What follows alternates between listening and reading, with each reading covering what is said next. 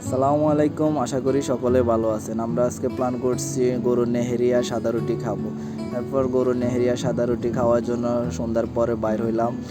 গরুর নেহেরিয়া সাদা রুটি খাইতে যাব আমরা ফারদিন মার্দিন রেস্টুরেন্টে। এই তো ফারদিন মার্দিন রেস্টুরেন্টে চলে আসছি। ফারদিন মার্দিন রেস্টুরেন্টে আমরা কিন্তু এর আগেও আরও অনেকবার আসছি, এখন আবার আসছি, কারণ এখানে মান খাবারের মানগুলো মানসম্মত। এখানে পাক শাক অনেক সুস্বাদু, তাই আমরা এখানে কয়েকদিন পর পর আসি। আমরা সবাই মিলে প্ল্যান করি, 4-5 জন বা 10 জন মিলে প্ল্যান করি এখানে একটা পার্টি হবে। সাদা রুটি আছে, সাদা রুটি নেড়ি দিয়ে খাওয়া যায়। তারপর আছে গরুর মাংস আছে, রাজহাঁস আছে, হাঁসের মাংস আছে, এখানে দেশি হাঁস মুরগি সব কিছু পাওয়া যায়। এখানে মানসম্মত খাবার পাওয়া যায়।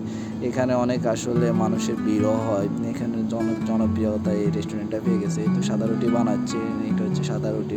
সাদা রুটিগুলোর সাইজ যদিও অনেক ছোট, 5 টাকা পিস নিলে আমার কাছে বেশি হয়ে যায়। তারপর জানি না, হয়তো এর তো পোষাইতে হবে। তো যাই হোক, আমরা আসলাম, বসলাম। এই তো আমরা ফ্রেশ হয়ে বসলাম আমরা 6 জনে। তারপর আমাদের জন্য রুটির অর্ডার দিলাম, আমাদের রুটি চলে আসছে। তারপর নেড়ি অর্ডার দিলাম। যদিও এখানে একজনে রাজহাঁস খাবে, আমরা 5 জনে নেড়ি অর্ডার দিলাম। তো আমাদের 5 জনের জন্য নেড়ি চলে আসছে, আর একজনের জন্য রাজহাঁসের গোস্ত আসছে।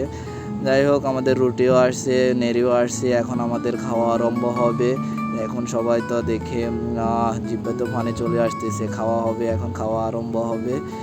কে কতগুলা খাইতে পারে এরকম একটা প্রতিযোগিতা আজকে করে আসছি। এখানে সাদা রুটিগুলো অনেক ছোট, তো অনেকগুলো রুটি খাওয়া যায়। যদিও তো এরকম 50-60টা রুটি খাওয়া কোনো ব্যাপারে নাই।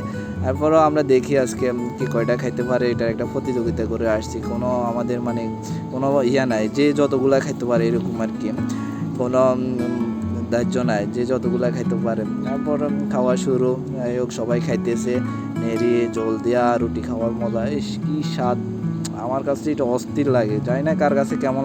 যাই হোক, আল্লাহ হাফেজ, সবাই ভালো থাকবেন। দেখা হবে পরবর্তী কোনো ভিডিওতে। আল্লাহ হাফেজ।